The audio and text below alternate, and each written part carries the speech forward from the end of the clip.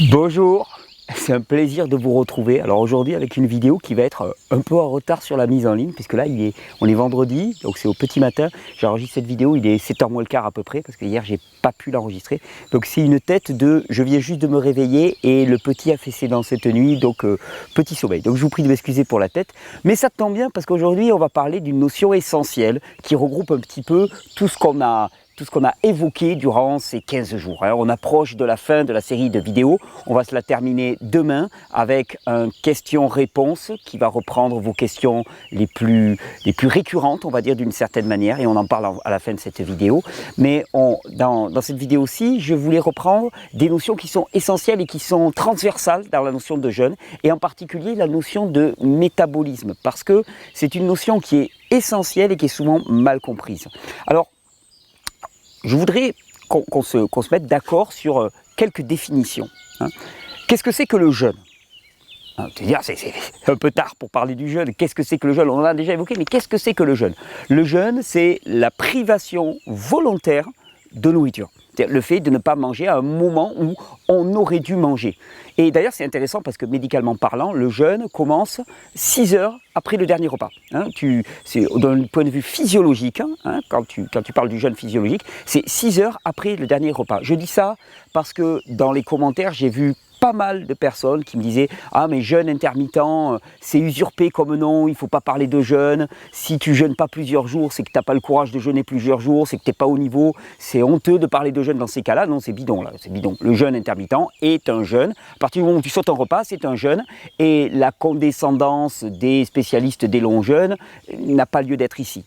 C'est un jeûne. C'est un jeûne. Et d'ailleurs, la bonne manifestation de cela, c'est que les personnes même qui font ce qu'on appelle du jeûne intermittent, soi-disant pas du jeûne par les spécialistes, eh bien elles perdent du poids, elles ont un boost hormonal, elles ont toutes les caractéristiques que l'on peut attendre dans un jeûne. On a bien vu qu'il y avait vraiment une différence fondamentale entre jeûne court et jeûne long. Le jeûne court, le jeûne intermittent fait partie des jeûnes courts, mais est un jeûne en tant que tel, et on profite des bénéfices du jeûne par exemple, quand on saute le petit déjeuner. Ouais, on profite des bénéfices du jeûne. Alors bien sûr, en moindre mesure que si tu fais une journée ou 2 journées de jeûne, 2 jours de jeûne, là tu es vraiment dans la quintessence du jeûne court. Tu as vraiment le côté boost hormonal et nerveux, boost du métabolisme, ce dont on va parler aujourd'hui, qui est maximum. Mais voilà, il n'y a pas de critères d'exclusion et il n'y a pas à avoir. J'ai été parfois choqué par certains propos qui mettaient vraiment des niveaux de valeur dans la capacité des gens à jeûner. Ça n'existe pas. En tout cas, ça n'existe pas chez moi, je vous rassure tout de suite. Donc ça, c'est le jeûne. Qu'est-ce que le métabolisme? Puisqu'on va parler de métabolisme. Le métabolisme, c'est la quantité d'énergie que le corps consomme à un temps donné. Tu vas me dire, bon, quelle importance? Ça a beaucoup d'importance. Parce que cette quantité d'énergie que le corps va consommer, eh bien, elle va déterminer ce que tu manifestes à l'extérieur. C'est-à-dire, elle va déterminer si tu as chaud ou si tu as froid. Si tu as un métabolisme élevé, tu vas avoir chaud. Si tu as un métabolisme ralenti, tu vas avoir froid. Si tu as un métabolisme élevé, tu vas avoir beaucoup d'énergie, beaucoup d'entrain. Tu vas avoir de l'allant, tu vas avoir de l'envie, même je dirais d'une certaine manière, en partant du principe que c'est quand on peut que l'on veut et non pas l'inverse. Donc puisque tu as de l'énergie disponible, tu vas voir que tu vas être enclin à vouloir faire les choses. À l'inverse, si tu as un métabolisme qui est ralenti, tu vas être ralenti, plutôt déprimé, plutôt frileux, plutôt passif, on va dire d'une certaine manière. Et puis si tu as un métabolisme ralenti, tu prends du poids, parce que tu n'utilises pas la ressource alimentaire que tu consommes, alors que si tu as un métabolisme élevé, au contraire, tu vas avoir tendance à perdre du poids, en tout cas perdre de la masse grasse, alors qu'avec un métabolisme ralenti, tu gagnes de la masse grasse. Parce qu'on parle toujours de poids, ce n'est pas une valeur intéressante, parce que tu peux peser lourd et être sec, avoir une masse grasse très faible et n'être que du muscle, et à ce moment-là, tu vas avoir un métabolisme très élevé, beaucoup d'énergie, et ainsi de suite. Alors, la question, c'est vraiment qu'est-ce qui détermine le métabolisme. Ce qui détermine le métabolisme, souvent quand vous regardez des études sur le métabolisme, on a tendance à considérer que le métabolisme, ce qui détermine, c'est la quantité de ressources caloriques alimentaires auxquelles on va avoir accès à un moment donné. En vérité, c'est très limité comme définition, parce qu'il y a 2 paramètres à considérer. C'est la quantité de ressources disponibles et la capacité du corps à s'en saisir. Et ça, c'est quelque chose qui est souvent absent de toutes nos réflexions, c'est qu'on a l'impression que le corps est une machine. On a vraiment une vision mécaniste du vivant. Le vivant n'est pas mécanique, le vivant est vivant. Et c'est-à-dire que si tu apportes un maximum d'énergie à un mort, tu ne vas pas relever son métabolisme. C'est-à-dire qu'il y a un paramètre qui est un paramètre hormonal et nerveux dans la capacité du corps à utiliser l'énergie qui lui est donnée à un moment donné. Alors, on dit souvent que l'avancement en âge, par exemple, l'épuisement, conduit à une baisse du métabolisme. C'est-à-dire que finalement, l'épuisement des paramètres nerveux et hormonaux, ainsi que l'avancement en âge qui correspond à un épuisement nerveux, eh bien, conduit à une baisse du métabolisme. Alors, qu'est-ce qui conduit exactement à une baisse du métabolisme? Qu'est-ce qui fait qu'au quotidien, tu n'as pas énormément d'énergie débordante qui est disponible pour toi? Alors, là encore, je dis bien deux paramètres. Paramètres nerveux et hormonal. Épuisement.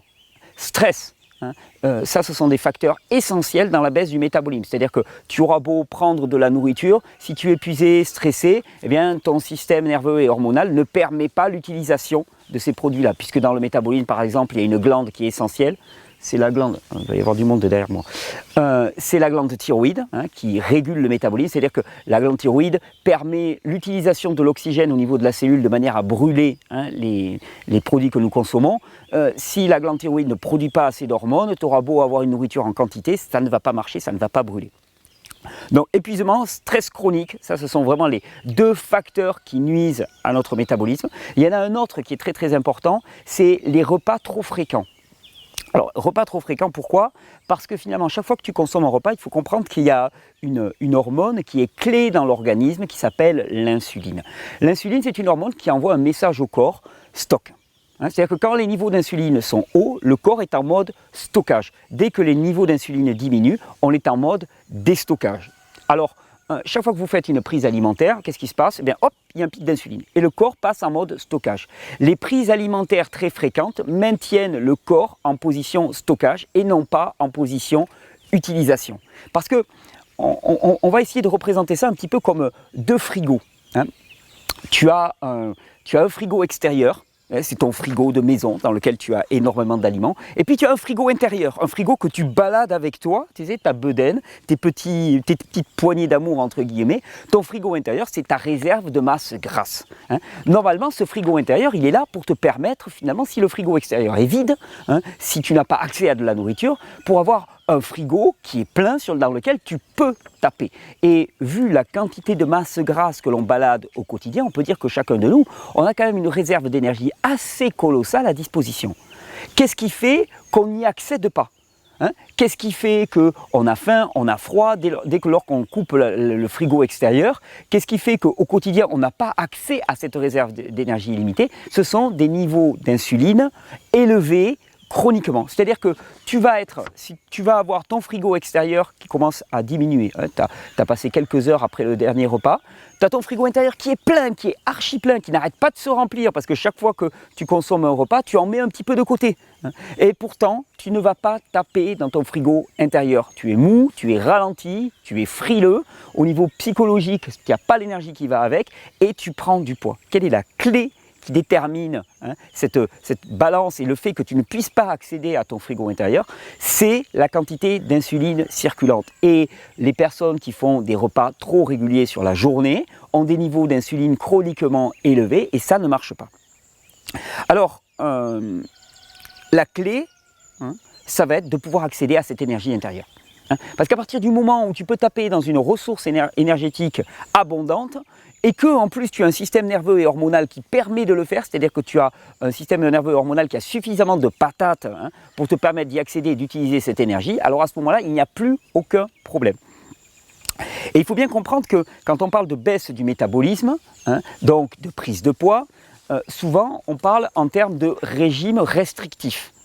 Plus tu baisses ta quantité d'alimentation au quotidien, plus ton métabolisme va s'adapter, surtout si tu as des niveaux d'insuline chroniquement hauts. C'est-à-dire que plus tu prends un petit frigo extérieur, Hein, tu dis, oh, ben, je vais diminuer mon frigo extérieur histoire de prendre moins de poids. Tu diminues la taille de ton frigo extérieur, tu diminues la taille de ton frigo extérieur, ton corps il s'adapte. Si, oula, oh là là, mais il y a de moins en moins là, oula, en ce moment c'est un petit peu difficile, donc je diminue mes dépenses, je diminue mes dépenses, je diminue mes dépenses. Et d'ailleurs, l'un des meilleurs moyens de faire baisser le métabolisme, c'est de faire des régimes restrictifs.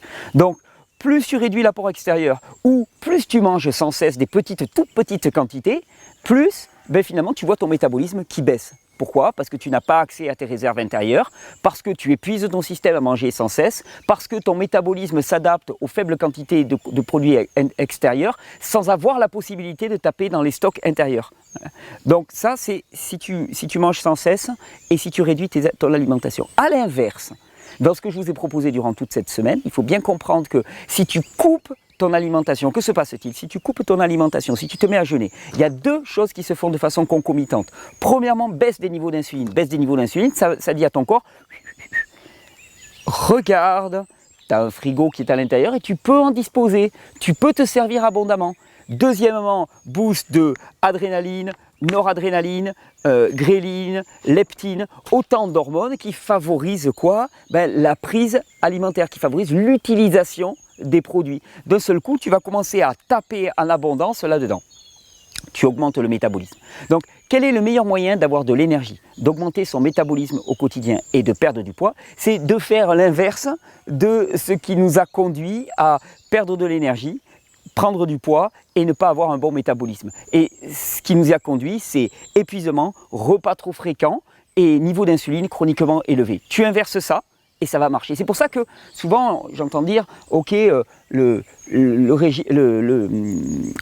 jeûne fait baisser le métabolisme. Alors, on peut prétendre ce qu'on veut, hein, on peut lancer n'importe quelle assertion. Des fois, dans les commentaires, je vois des choses, ça me fait frémir parce qu'on lance. Ok, le jeûne fait... Ouais, non mais d'accord, mais appuie-toi sur quelque chose. Physiologiquement et expérimentalement parlant, ça ne tient pas la route. C'est-à-dire qu'on voit une élévation du métabolisme chez toutes les personnes qui jeûnent, hormis pour des épuisés chroniques qui partiraient pour un jeûne beaucoup trop long. Au bout d'un certain temps, il y a un épuisement nerveux et hormonal qui fait que le métabolisme pourrait chuter. Mais dans les cas de jeûne court ou moyen ou jeûne intermittent a fortiori, il n'y a jamais de baisse du métabolisme. Au contraire, il faut bien comprendre que dès que l'on coupe l'apport extérieur, le corps il se met en mode, entre guillemets, panique. Hop, il va chercher de l'énergie. Il va chercher de l'énergie à l'extérieur et en même temps, il puise dans ses ressources intérieures pour aller chercher de l'énergie à l'extérieur. Ce mode panique, entre guillemets, est un mode de stress ponctuel, intense, qui correspond parfaitement à ce qu'on a défini comme la loi de l'hormèse, qui va améliorer la capacité de l'organisme. Donc, le jeûne ne fait pas baisser le métabolisme, il donne accès à une ressource hyper abondante que l'on balade avec nous au quotidien. Donc, le jeûne ne fait pas baisser le métabolisme. Le jeûne fait perdre du poids aussi, fait perdre de la masse grasse par élévation du métabolisme et surtout par mise à disposition d'une ressource énergétique colossale. Alors, il y a des gens qui vont dire, oui, mais moi, même quand je jeûne court, je me retrouve épuisé. Il faut bien comprendre que si vous avez un système qui est complètement congestionné, qui est complètement épuisé au quotidien, dans lequel il n'y a aucun mécanisme de nettoyage qui se passe, le jour où vous avez de l'énergie en abondance, cette énergie, boum, elle est envoyée dans les mécanismes de détoxification, de nettoyage et d'élimination. C'est une priorité du corps. À ce moment-là, il peut se trouver que pendant un temps, vous ne manifestez pas cette énergie. Mais quiconque jeûne régulièrement, si au début il a une baisse d'énergie parce que ça tire, parce que ça pompe et parce que ça nettoie, rapidement, une fois que le nettoyage est fait, il va découvrir qu'au quotidien, il a une énergie colossale. Les personnes qui pratiquent le jeûne intermittent doivent toutes témoigner de ça. Moi je sais par exemple que là j'ai fait une petite nuit, si je me mets à manger aujourd'hui, en pleine journée et ainsi de suite, mon énergie elle va bou, bou, bou, bou, bou, bou, bou, bou. Le meilleur moyen que j'ai pour passer la journée, avoir la pêche et moins avoir les conséquences de cette toute petite nuit, c'est de jeûner, particulièrement de jeûner à sec toute la journée, et là je sais que je ne vais pas avoir de coup de barre. C'est l'évidence même, j'aurai jamais autant d'énergie que si je jeûne, que si j'économise mon énergie digestive, et si je demande à mon corps de puiser dans ses stocks. Pas la peine d'aller puiser à l'extérieur, on a tous du stock. Tu me prends moi, même maintenant, j'ai 8% à peu près de masse grasse. 8% de masse grasse, j'ai de la masse grasse, j'ai de quoi taper. Et puis ça se regarnira ce soir quand je mangerai. Alors, l'une des choses aussi qui fait baisser énormément le métabolisme, c'est l'eau. C'est la prise d'eau. Alors tu vas me dire, oui, non mais attends, si je tape sur internet, eau, augmentation de la quantité d'eau égale augmentation du métabolisme. Le truc, c'est qu'on donne des recommandations diététiques de manière absolue à des personnes qui ont des régimes, des modes de vie, des physiologies totalement différentes. Pour des personnes qui ont un régime monodiète biscotte, conseiller d'augmenter la quantité d'eau va aller dans le bon sens, c'est évident. Mais pour des personnes qui ont un régime déjà basé sur les fruits et les légumes, aller dans le sens d'augmenter la quantité d'eau va aller dans le mauvais sens. Et d'ailleurs, l'expérience, tu l'as fait simplement. Je veux dire, maintenant, là, au petit matin, quand tu vois cette vidéo, enfile-toi 1,5 litre d'eau et vois comment tu te sens. Vois si tu es plus frileux, vois si tu as plus d'énergie, vois si tu es moins frileux, vois si tu as plus d'énergie, ou l'inverse. Parce que c'est bien beau toutes ces théories, mais expérimente. Et donc tu vas voir qu'il y a des chances, si tu regardes ces vidéos, que tu es plutôt avec un profil fatigué, que tu as déjà dans ton alimentation suffisamment de fruits et de légumes, c'est-à-dire de l'eau en surabondance, il y a des chances que tu boives déjà trop d'eau et que cette recommandation de 1,5 litre d'eau par jour, elle soit complètement inadéquate. Et je vais te dire, effectivement, pour la plupart des gens, elle est complètement inadéquate. Pourquoi? Parce que général. Parce que général. Et on boit trop d'eau, ça ne fait qu'épuiser le système, ça dilue le fluide sanguin. Et vraiment, on voit dans le jeûne sec en particulier, eh bien, que cette concentration qui se passe dans le jeûne sec va dans le sens de l'élévation du métabolisme. Plus d'énergie. Toutes les personnes qui en témoignent, qui ont fait du jeûne par exemple en buvant de l'eau, jeûne avec de l'eau, pour moi, alors à part que la quantité d'eau soit très limitée, c'est une aberration. Tu épuises ton système pour rien à traiter de l'eau extérieure. C'est même pas un jeûne. C'est pas un jeûne, c'est une privation de nourriture. Mais la vraie quintessence du jeûne, elle se passe quand tu coupes tous les apports. Même pour un temps très court, il vaut mieux le faire pour moi, un jeûne sec sur un temps très court, qu'un jeûne plus long avec un jeûne à l'eau, parce que ça perturbe trop les équilibres de l'organisme. Et d'ailleurs, ça va dans le sens aussi de dire, il y a la grande mode aussi dans les milieux de la santé, là, des cures de jus par exemple. Autant je suis un fanat des jus de légumes au quotidien pour l'apport minéral, facile d'accès, excellent qu'on peut avoir. Par contre, de là à faire une cure de jus, trop de liquide, c'est épuisant pour l'organisme et ça a tendance à faire baisser énormément le métabolisme. En plus, il faut bien comprendre que quand tu te fais une cure de jus, tu es dans le cadre de la restriction calorique. C'est-à-dire que tu consommes moins de calories, mais tu en prends toujours de l'extérieur. Tant que tu en prends de l'extérieur, tu n'as pas accès à l'intérieur. C'est-à-dire qu'avec une cure de jus, tu vas avoir faim en permanence parce que tu as réduit ton frigo, tu as un tout petit frigo extérieur et en même temps, en permanence, tu as ce message, regarde à l'extérieur, c'est l'insuline qui te le donne. Et à ce moment-là, tu ne vas pas puiser dans tes stocks intérieurs. Donc vous avez bien compris un petit peu mon propos dans cette vidéo qui est un peu une vidéo de synthèse. La clé pour la perte de poids, la perte de masse grasse, l'énergie et le métabolisme, c'est le jeûne. Et vraiment, c'est une évidence pour moi. Je ne connais pas de meilleur moyen et autant on peut jouer sur la durée du jeûne, la fréquence du jeûne, autant la clé du jeûne, c'est-à-dire la privation absolue, est essentielle. Tout ce qui est avant, un petit peu, tu vois, un petit chouïa à l'avant, un petit peu de nourriture par-ci, un petit peu, tu perturbes tout. Tant qu'il y a de la nourriture qui rentre, eh bien tu perturbes tout. Donc à ce moment-là, c'est dans la privation qu'on a cet énorme boost hormonal, qu'on a ce message qui est renvoyé au corps, puise dans tes propres stocks, qui va permettre d'avoir accès à une énergie illimitée et de goûter tous les bénéfices du jeûne. J'espère que cette série de vidéos, qui se terminera demain avec un question-réponse, vous aura apporté la conviction, l'allant et la détermination pour expérimenter le jeûne. Je vous dis, il y a un paramètre sur lequel on peut jouer, c'est la durée. Commencez tout petit. Commencez tout petit le jeûne. Et à partir du moment où vous commencerez tout petit, que vous apprendrez à vous connaître, que vous apprendrez à construire une science du jeûne, à ce moment-là, il n'y a aucun moyen d'échouer. Je vous souhaite une bonne régénération. On se retrouve demain matin pour un super question-réponse.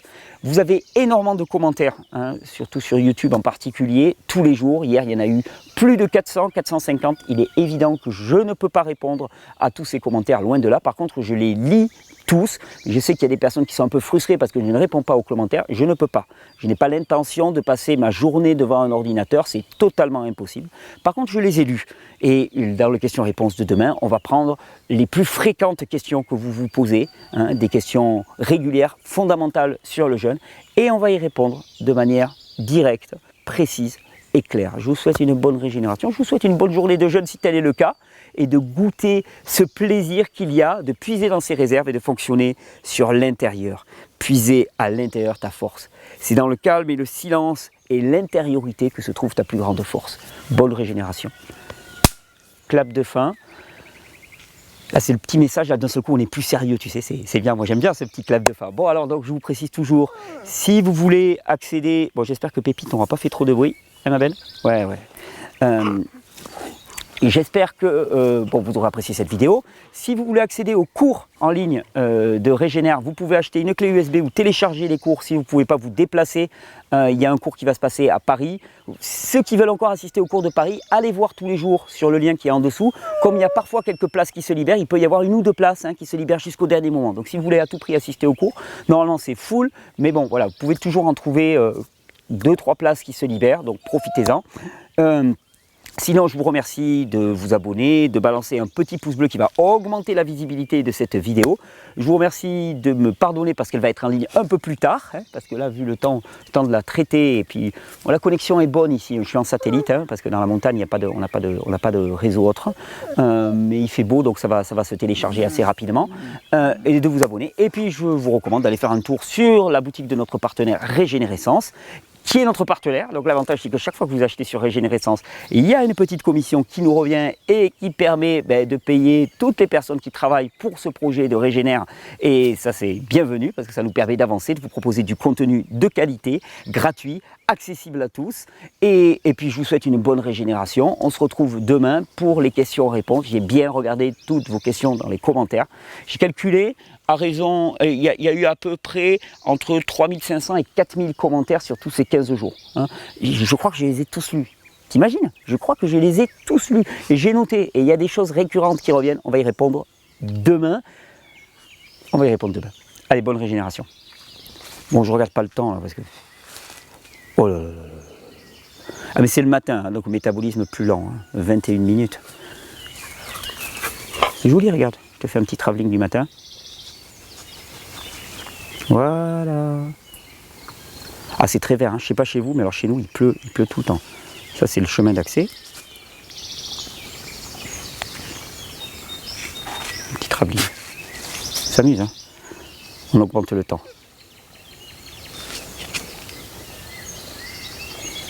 Là, on va faire face au soleil.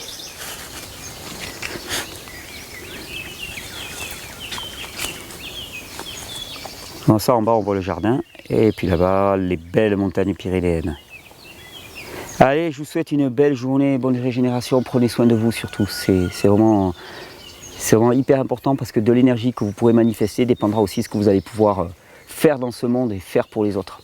Bonne régénération.